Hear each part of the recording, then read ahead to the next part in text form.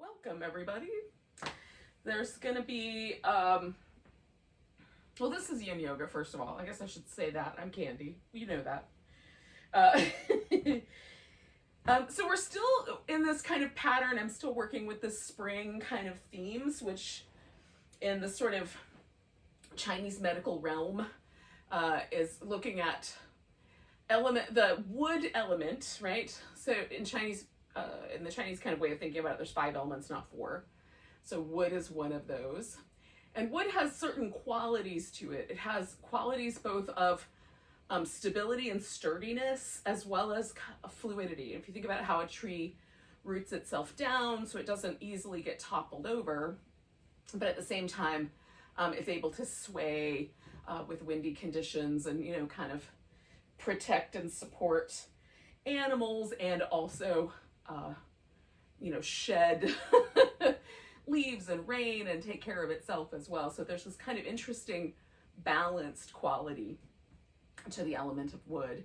And these kind of in-between seasons, spring and fall, are kind of seasons about looking at how we balance things in our life. And so in that way, we're going to work both with the territory in the physical body that has to do with the wood element. And this is the flanks of the body. So we go up the outside of the leg, the hip, the side of the waist, the armpit, up the neck even. And then the inner flank, which is this kind of inner line of the inner thigh.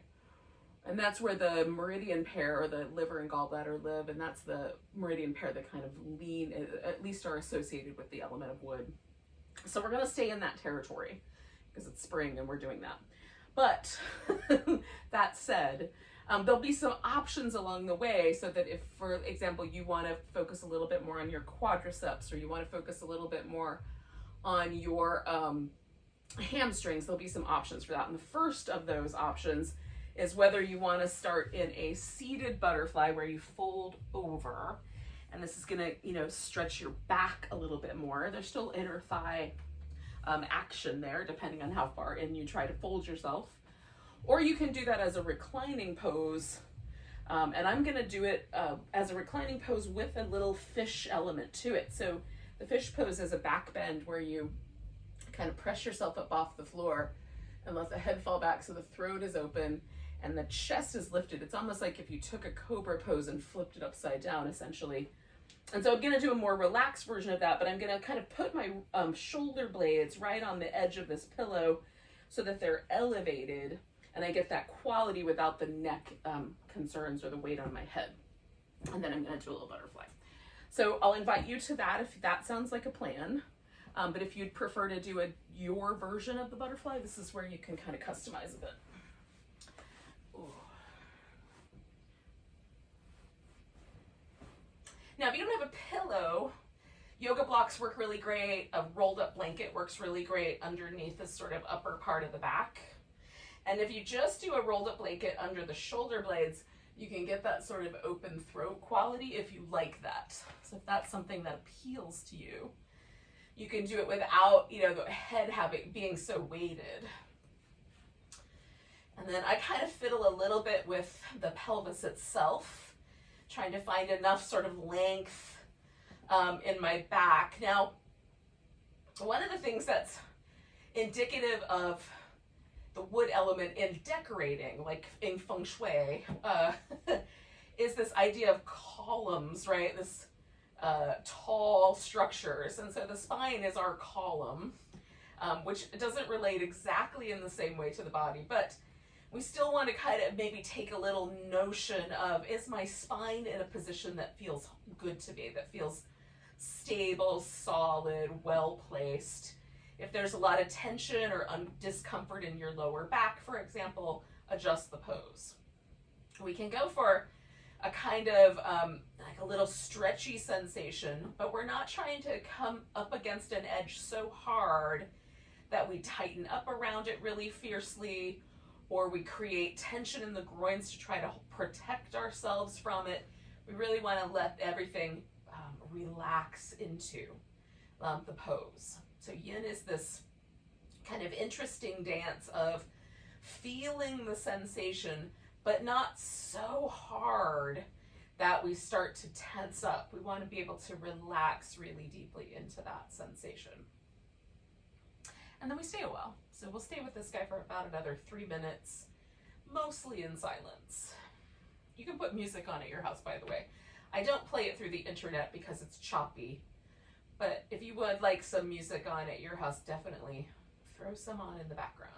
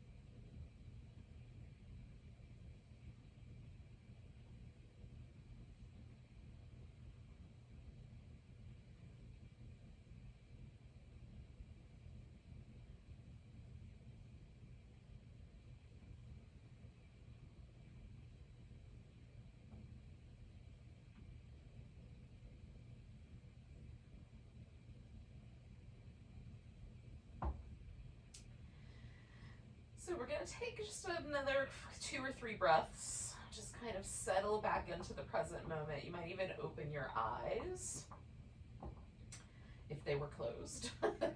I often do yin yoga with my eyes closed for at least part of the practice. And then decide what you're going to move first. So for me, because I'm reclining, I'm going to move my legs first. But if I were seated and folded over, I would come out of that first. So sort of choosing appropriately how you want to come away from the practice.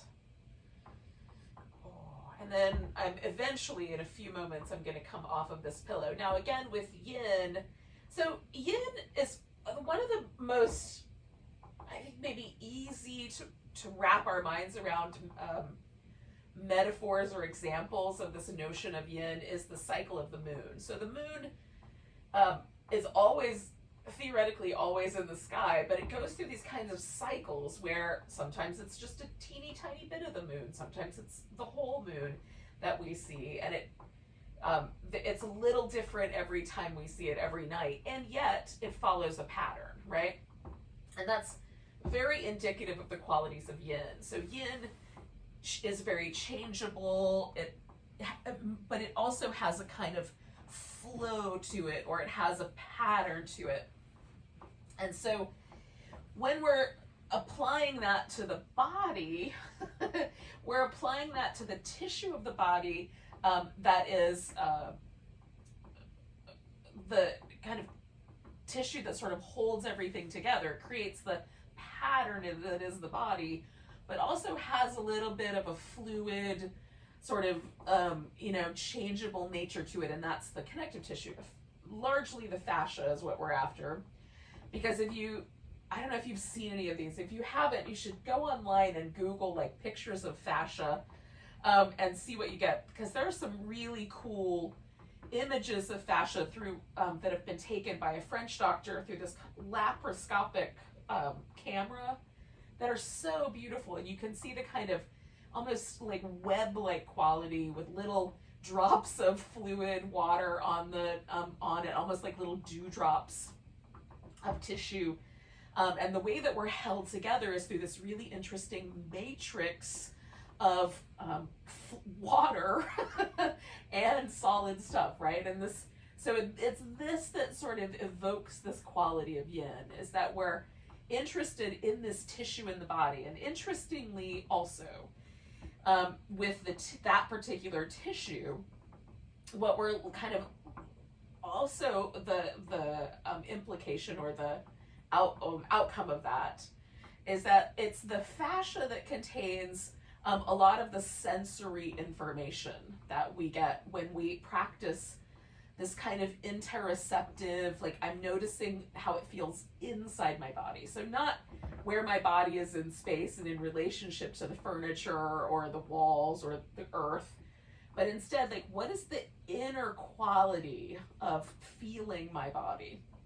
And so as we come out of poses, it's that practice of feeling how the body has accepted the shape that we were just in, how it's changing as we lose that shape or come out of that shape, and then what happens out in a few moments, you know, as the shape sort of recedes away from the tissue, and the tissue does that kind of change and shift around or out of the pose. So as much as the poses themselves, the attention that we pay to going in and out of the poses is a critical aspect of practicing yin yoga. So now that I've explained that in all kinds of ridiculous terms, we'll do another pose. And this one is going to be a long side stretch. So again, we're kind of working with this flank of the body, right? And so essentially we're just going to crescent ourselves. This is sometimes referred to as banana pose. Some people just call it a crescent stretch or side bend. Whatever you want to call it is cool with me. I'm a fan of bananas, so I got no issues with that. Plus, it's fun to say banana asana. It's a lot of vowels. All right, so both my hips are touching the ground. Both my shoulders are touching the ground. My spine is doing a flexion to the side. And then I've slid my legs over, so my outer hip has some sensation. I can add on to that. For me, it's an add-on by crossing at the ankle, so that the leg that's in the longer, stretchier position is on top. Some people do it the other way. For me, it usually is better if that leg has a little bit more freedom. And then I've also got my arm extended overhead, but those are levers you can mess with. So you can bend at the knee, like I could bend this inside leg and kind of tuck it underneath the knee joint, for example. And for me, that's less intense, because I'm supporting the back of the knee. I can bend at the elbow with my arm, and there's a little less intensity through that armpit area. So adjust the intensity the way you like. We're going to stay for about 3 minutes.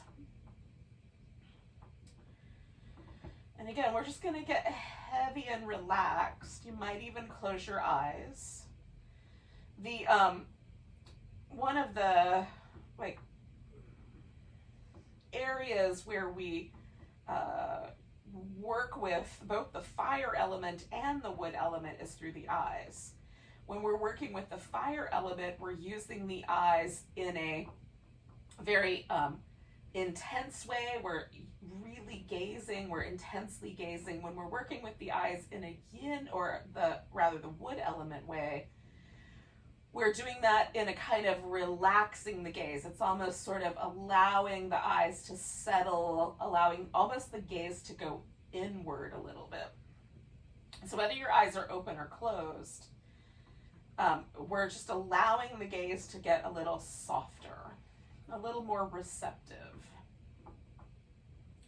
So almost like the things that we're seeing, whether physically or in our own inner space, those things are coming toward us or moving toward us rather than us going out and seeking those things, if that makes any sense.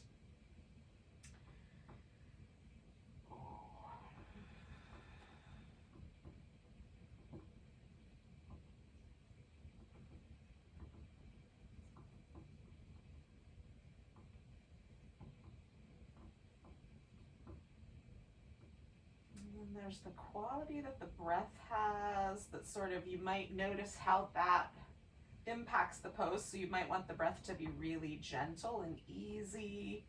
You might want to do a more focused breath practice where you maybe listen to the quality of the sound of the breath, or feel the breath as it moves through the nostrils or through the movement of the chest or navel.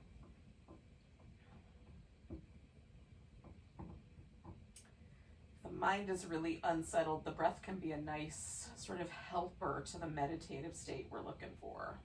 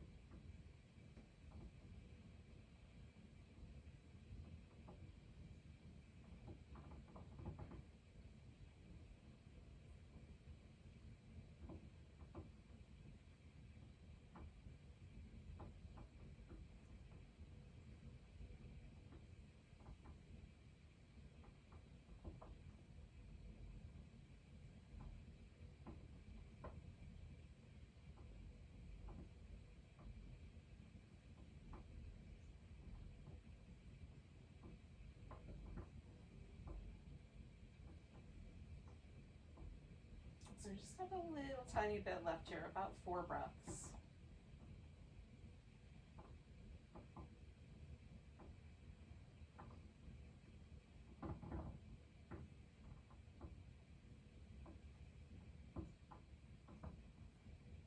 Now, just before I leave a pose, I like to take just a moment, the last breath or the last 2 breaths, and really just come back into a real awareness of where my body is in space and how everything feels. And again, I'm going to decide what to move first. In my case, I'm going to move my legs first for this shape.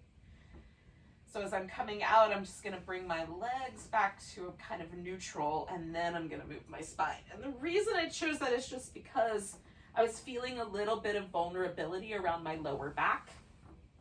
And so moving the legs was a little bit of a sort of easier pathway out than moving my spine first. Once I took the pressure away from the outer hip by moving the legs, then the pressure was let off of my lower back. So you can do either. Move the upper body, move the lower body, move all of it at once.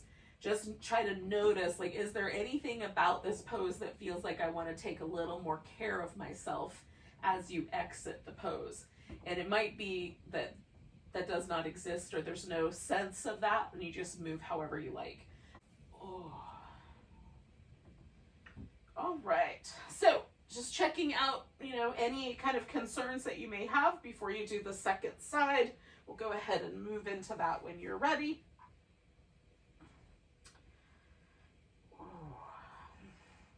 Sometimes one side for me bends a little bit more than the other side. Like there's a slightly different range of motion.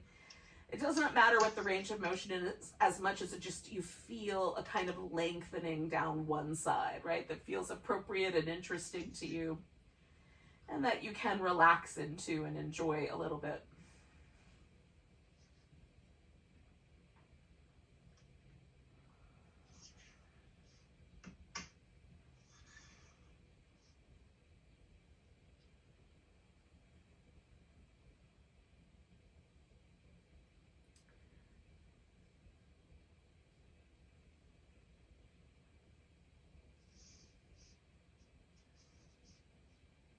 And let yourself release a little bit more deeply. Feel the breath as it moves through the pose.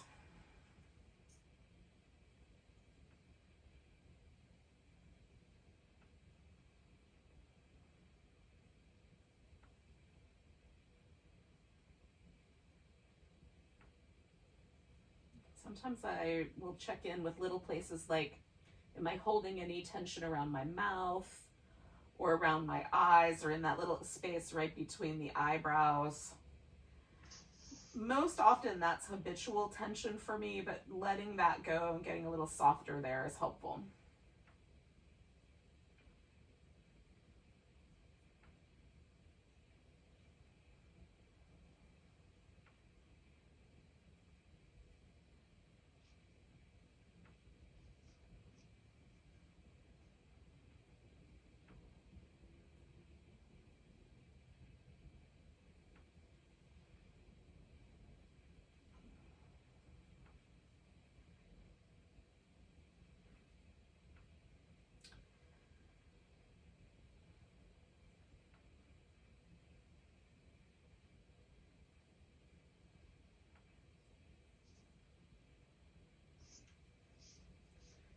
Sometimes for me, after hanging out with a pose for a little bit, there's a kind of freeing or a loosening, and I can take advantage of that by adjusting the body a little bit more into or toward the shape. Sometimes I let that just happen and don't adjust.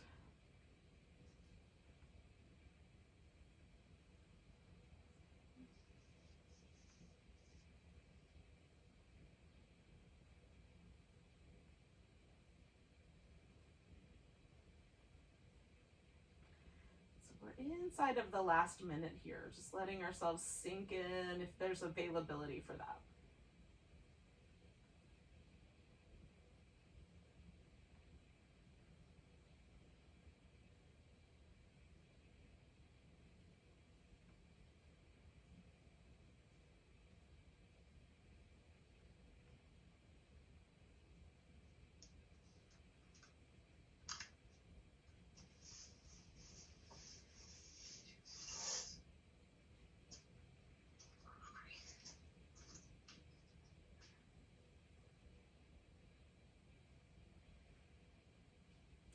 We'll take a nice couple of breaths here, and then this is the opportunity to slowly merge out of this shape.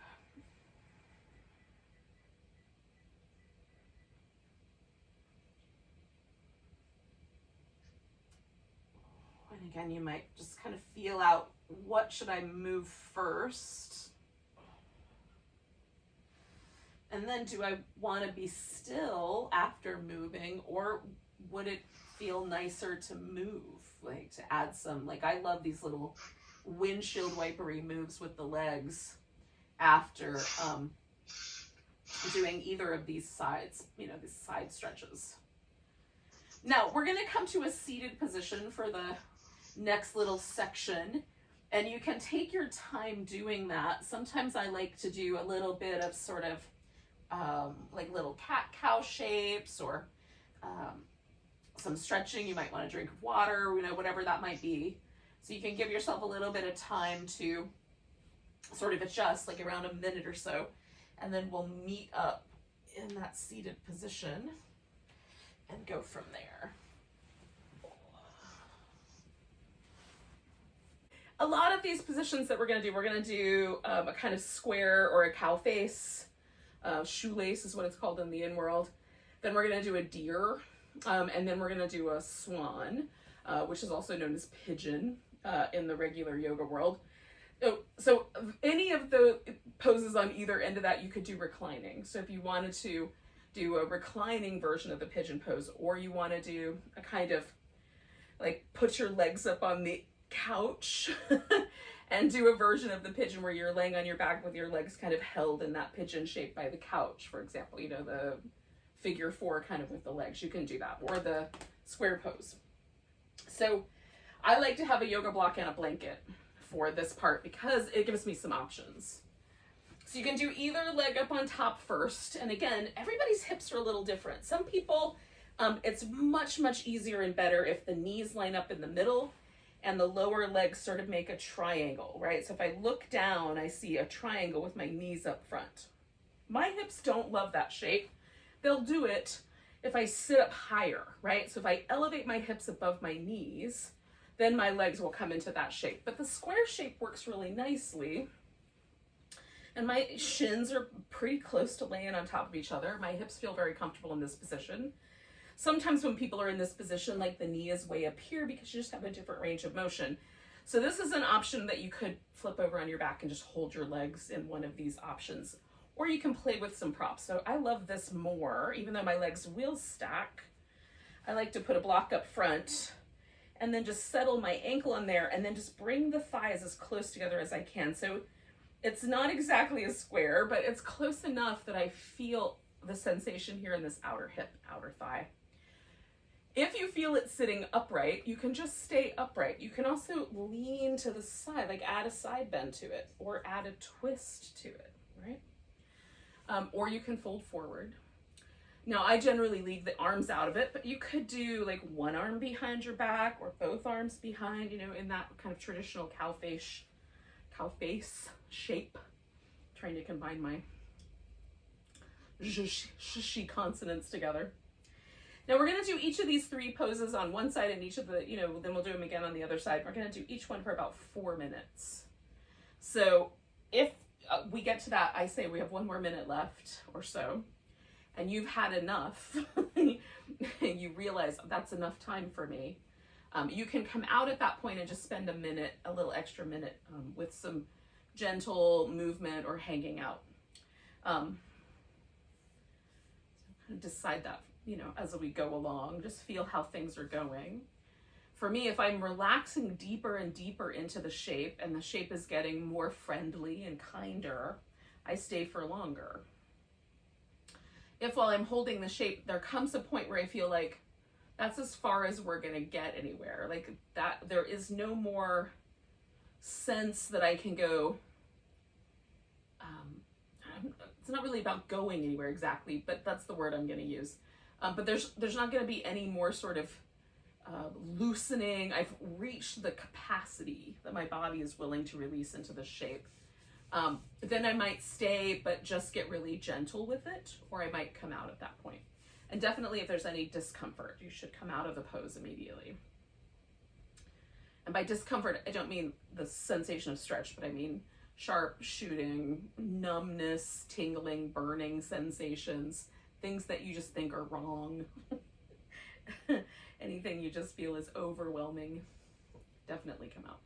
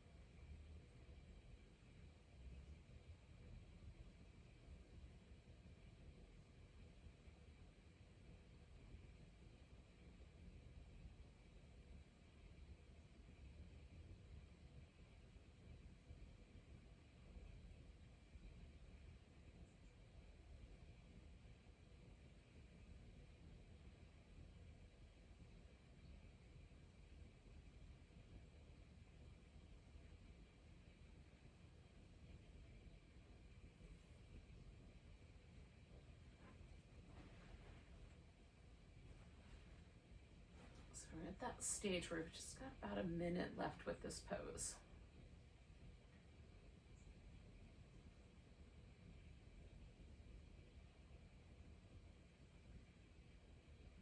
Again, I'm just taking that moment to sort of make sure that there's the little inner body things like the mouth, the eyes, the sort of sense, you know, down through the center channel of my body, that I'm not gripping with my this kind of chest muscles. I'm not gripping with my belly in any way. Everything is kind of receptive to the pose, receptive to this moment, at least for a little while. And in the world we live in, sometimes it's hard to be receptive to everything all the time, for sure.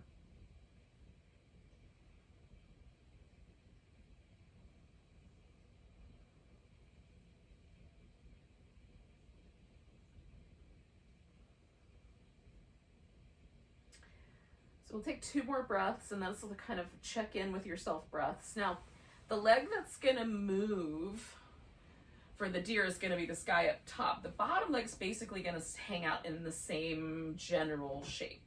But you may want to do a little movement or shake out your leg first. So you can take it immediately around into the deer, right? So you've got the 2 little 90-degree angles apart from one another. Or you can give yourself a moment to move. Release that top hip in whatever way you think is best. And then come back to the deer.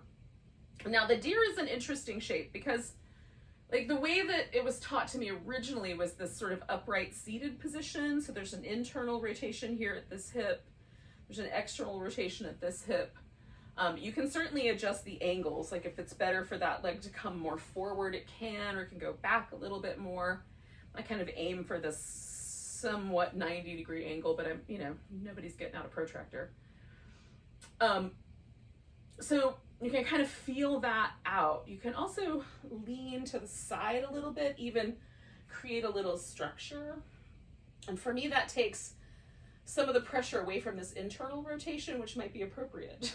That might be really uncomfortable feeling in the joint. You can lean forward. For me, that takes us into territory that's very similar to the swan, but with a bent leg. But if you like this shape and you want to do it longer, you can do it that way. You can add a twist where you turn all the way to the side and fold in. And even, it might give you room if you put a pillow here to lay on a pillow or some other yoga props, whatever that might be. So you can play with this pose as well. I'm essentially going to just sort of make an armrest and stack myself up here.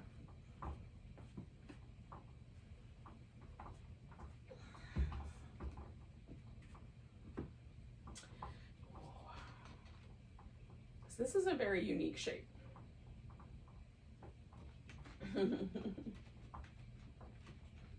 Compared to the other shapes we're doing tonight. This quality of being upright anyway.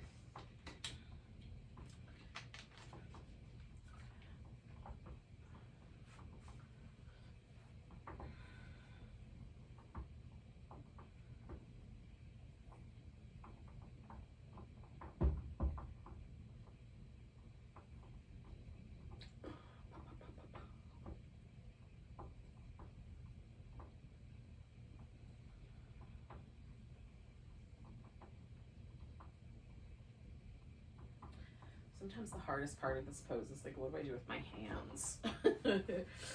So I will often use props for like arm rests, Some of the poses, it feels nice to put your head down on something. So that is, if you've adjusted this pose to a certain degree, that your head is somewhere where you'd like to rest it, you can do that. For the same reason, it might feel a little bit tedious or a little bit overly active to hold hold your own arms or head up. At least in the face of relaxing into the pose. It sounds silly to say out loud, but it doesn't feel silly.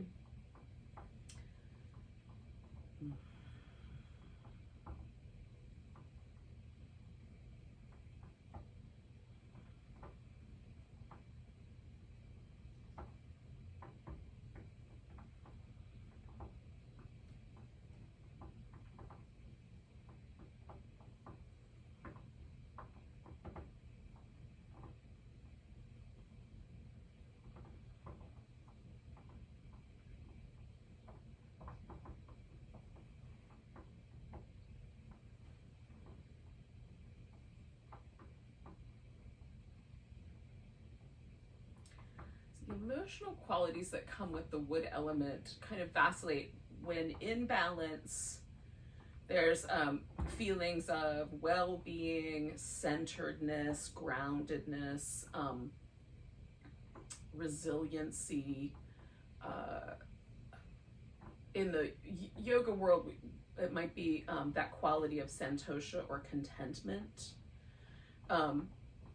In the extreme on the other side of it, we're in that last minute, by the way. So on the other side, that extreme might be anger, or even just kind of disgruntlement, feeling like peeved, irritated. So, those moments are grouchy. Those moments are sort of out of balance wood element, out of balance gallbladder.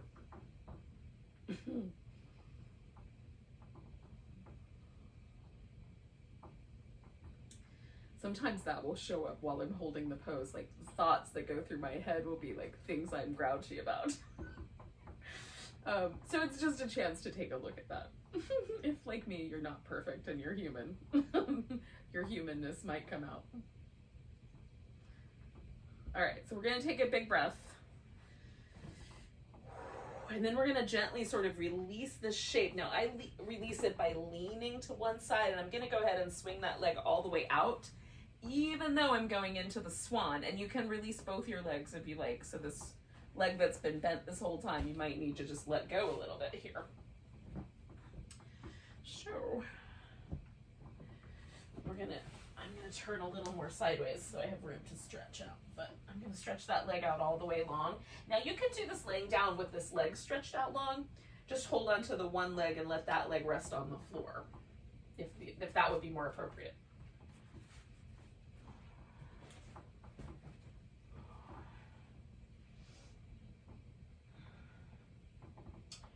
Again, so take the first little bit of time just to sort of get settled in, make sure I like the options I've chosen.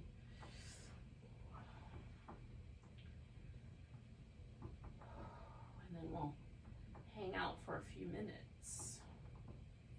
Now I'm doing mine sort of partially upright, so there's a little more of a back bend quality to it. On purpose, there's not very many back bends in our world today. So if that seems appropriate, you can even stay completely upright, or you can let this pose be really relaxed and closer to the earth.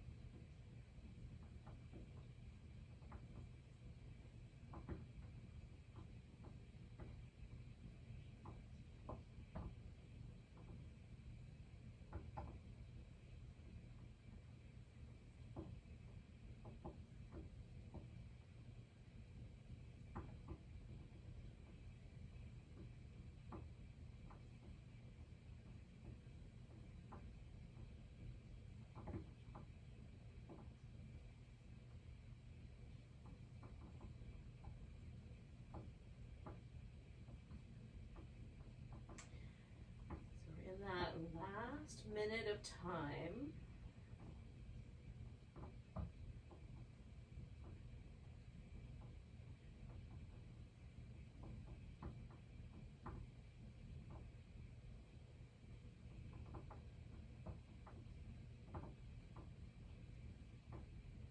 And it may be that you realize, this has been enough.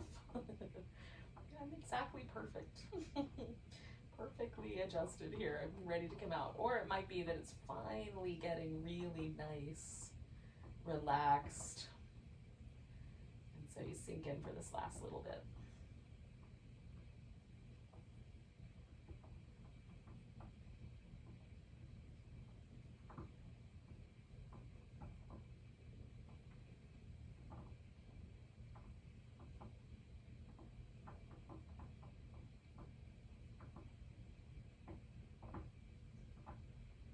Take a big breath.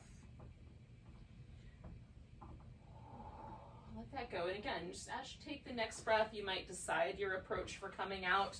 For me, it's usually lean a little bit into this front leg side and then bring the back leg around. Now, we're going to take about 2 minutes to sort of reset. I am going to do that by stretching out like a big old starfish on the floor on my back. But if you would prefer to use that 2 minutes for movement, you can definitely do that. Choose appropriately for yourself. What do you think is best?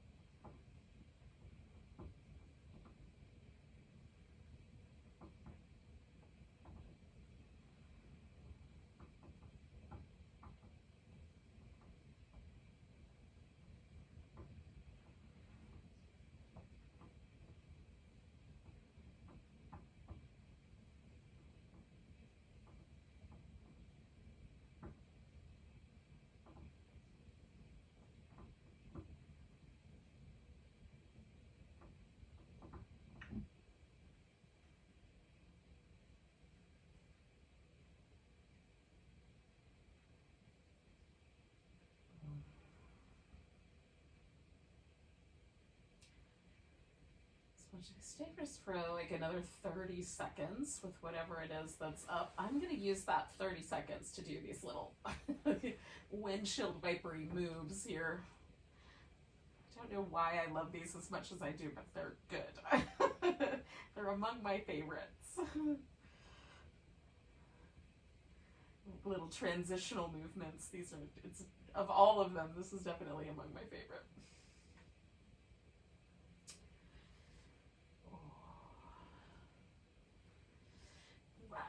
So when you're ready, and you don't have to come right away, but like in the next few seconds, we'll kind of reorganize ourselves for the other side.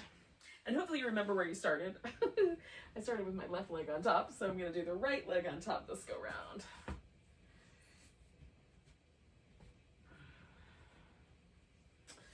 And again, just take a moment, if it would be helpful, to go in and out of the pose a few times, or to kind of play with the options that you've got in terms of the props you've got around you.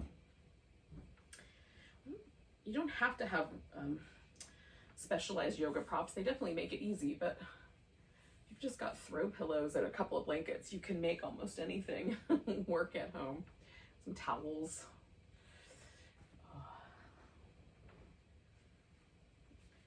Once saw this lady had posted some pictures online of how she uses like pots and pans to support her body in various yoga poses, like, you know, little little upside down sauce pot under the elbow or under the knee. I said it would work. You can get creative with books and things like that as well.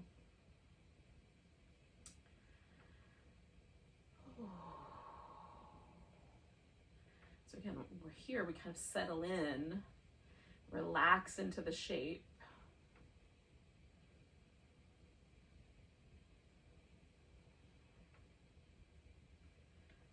Try to kind of embrace or embody that quality of receptivity to the practice, the pose, the breath, the sensations that are coming from the pose. And if it feels like you should lean away from a sensation, lean away. You can even lean back a little bit in this pose and take away some of the pressure. Or again, do it upside down.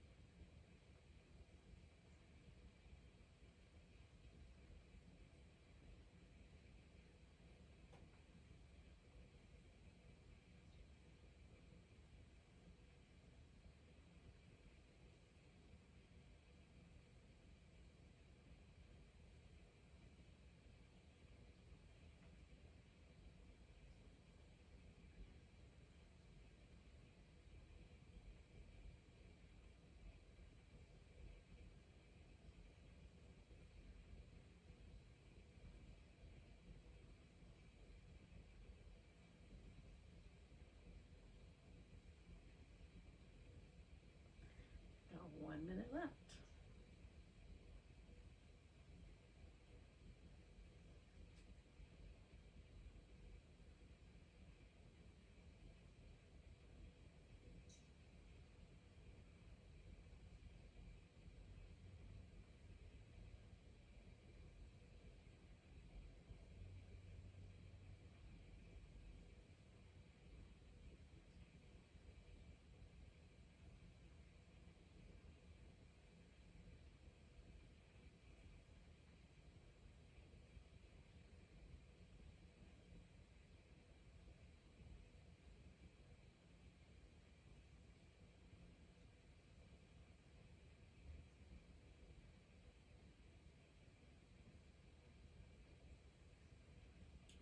Yogis, we're going to take a nice big breath.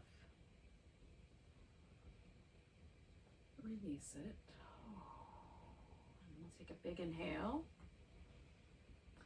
Kind of use that opportunity to adjust your pose. Again, you might want to do a little bit of movement before you settle into the deer. And you can adjust the deer once you're there, based on how it feels. One of my hips is a little more willing to do internal rotation than the other. They have a different range of motion. So I treat them a little different for that reason. All right, we'll hang out for a little bit. And again, adjust as you like. If things sort of feel like they're settling and it's getting friendlier, definitely you might just sink in a little deeper. Just welcome that in a little bit more. If it feels like you're getting pushed against, adjust your pose a little bit.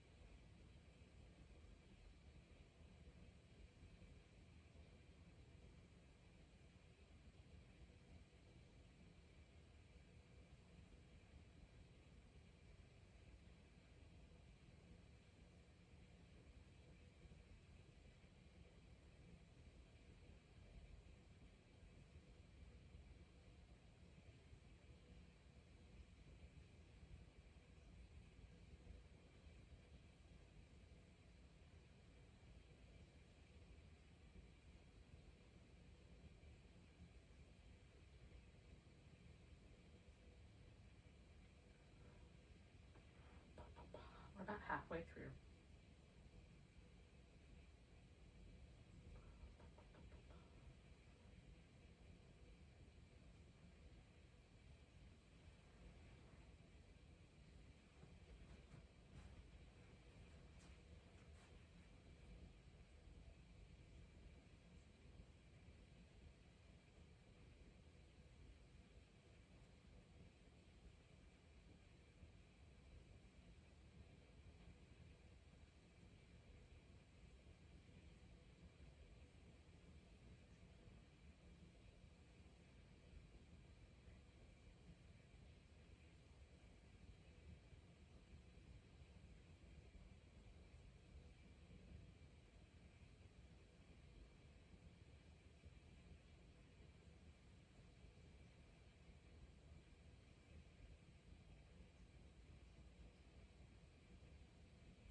This is that point where we're going to stay for one more minute, or maybe this is your moment for movement.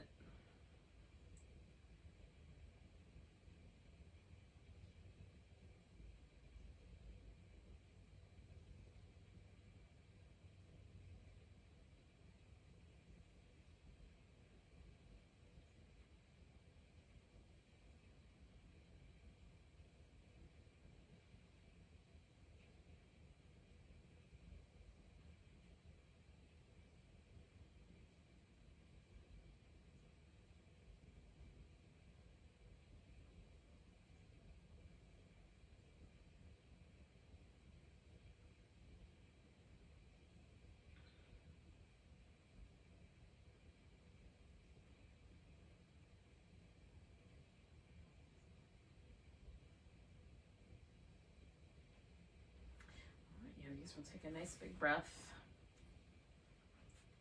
And again, this is going to turn into the swan, potentially the swan upside down, or a swan that you upside down but with your legs propped up. So whatever version of that sounds right for you.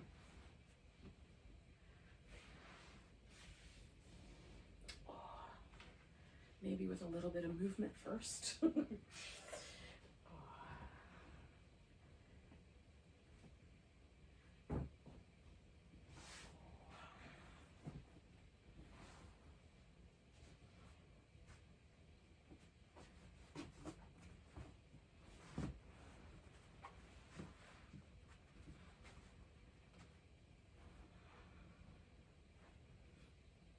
We just adjust accordingly.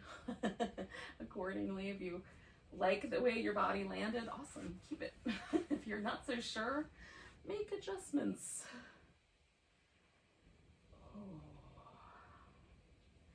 Let yourself drop in, settle in.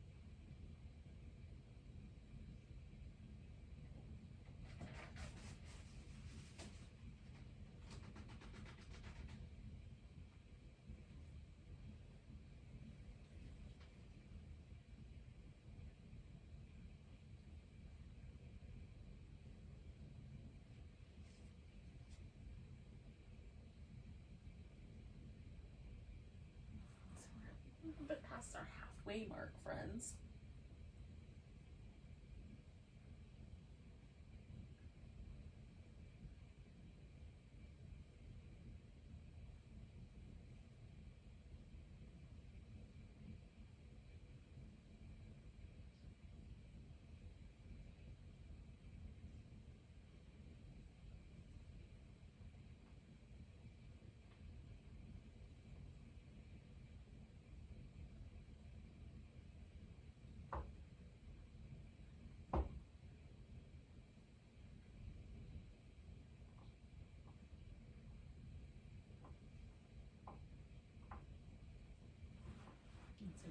It's that last minute here that you may decide you want to make adjustments for, come out of, sink into deeper, whatever is the right answer.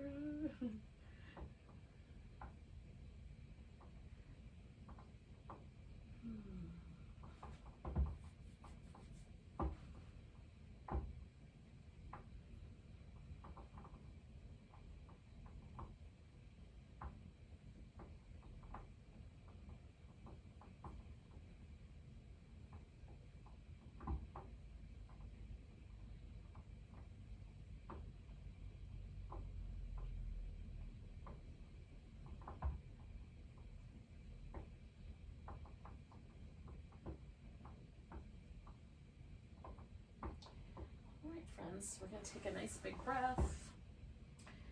We're going to slowly transition away from this shape, however that feels the best to you. And then we'll take a moment just to sort of pause or wiggle or, whatever is the right answer. And I'll give you some options for the final pose before Shavasana. So I'm going to do a dragonfly, which is legs out wide and then folding forward. So I went for the lying down version of the butterfly earlier, and I just want to circle back around. And if that sounds great, awesome, do that with me. But this is where you could customize again a little bit. So you could do that same shape, wide legs, but up the wall or up on the edges of your couch or your bed, whatever is in your room that you have to work with. It's like a vertical surface. And that's nice. That gives you a little bit of an inversion. If you would rather do a back bend or something that you open your front body, we've done a lot of these kinds of 90-degree angle poses with the torso. So if you wanted to do a saddle, you could do that. It's where it's the hero pose. You sit down between your feet and recline back either onto pillows or just onto the floor, depending on your range of motion, or you could do a supported bridge. So you support your hips with a block or a pillow or something, so the hips rest up on an object, and then the legs and the shoulders rest on the floor. So those are options for your final pose that you may want to take advantage of. And we'll do that pose for around 4 minutes. And then we'll just relax for a few minutes. Back to that starfish shape or something similar when we get to the end. Okay. So it helps me with this dragonfly to kind of lift each hip as I fold. So I release any, because my pelvis will tilt around pretty far. I mean, I can put my elbows on the floor if I really want to. It always feels like it's a little too much. So I tend to like a pillow instead. I also don't take my legs as wide apart as they will go. I stay a little more in the midline there. So whatever is right for you.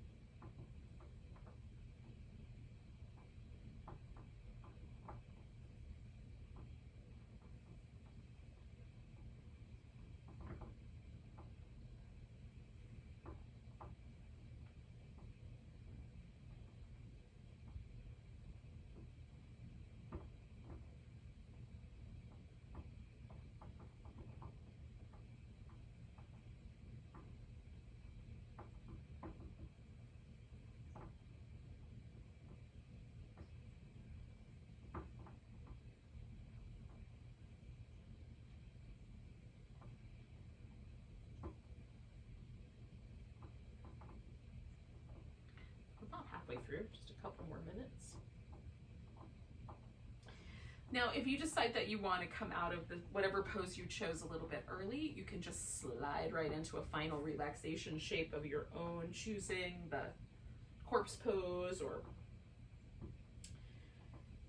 again, that kind of slightly more spread out, sort of starfishy version of the corpse pose.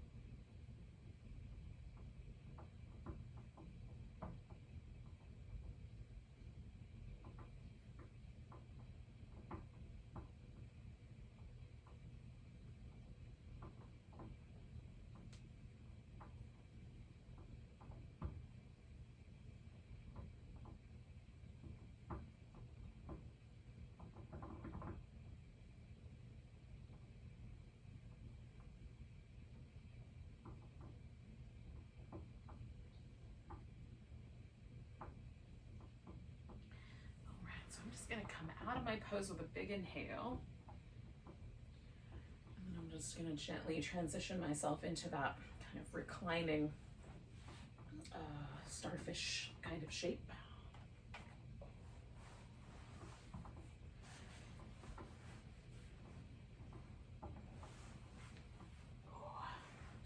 Generally speaking, my body is not going to want to go from a really deep forward bend to all the way down immediately. So I do a little happy baby kind of release first. So just kind of working that in a gentle way so it still feels restful.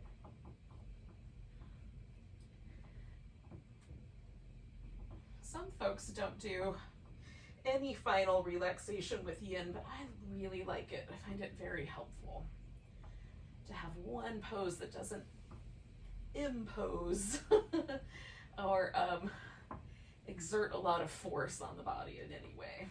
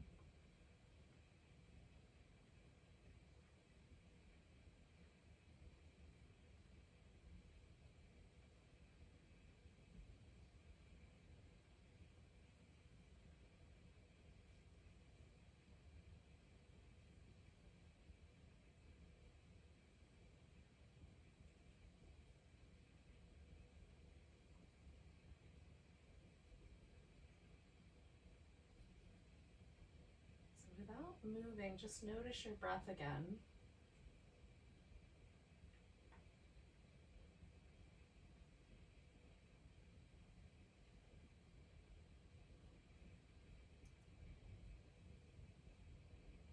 Feel the sweet, sort of gentle ebb and flow of the breath as it comes and goes.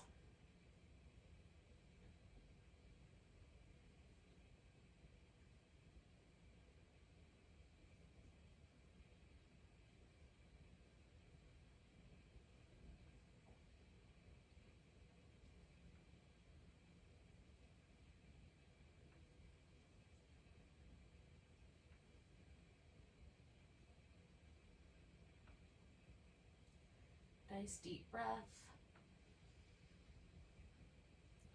Big deep sigh.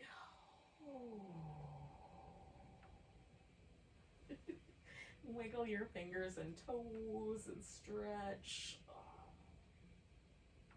Maybe some wrist and ankle movement.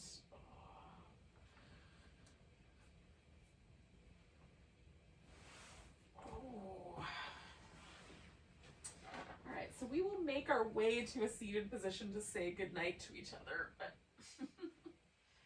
I'm not rushing you.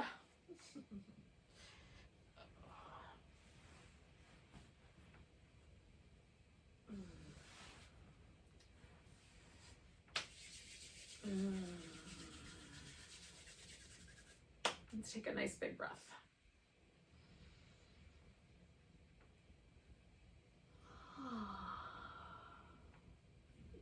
Namaste.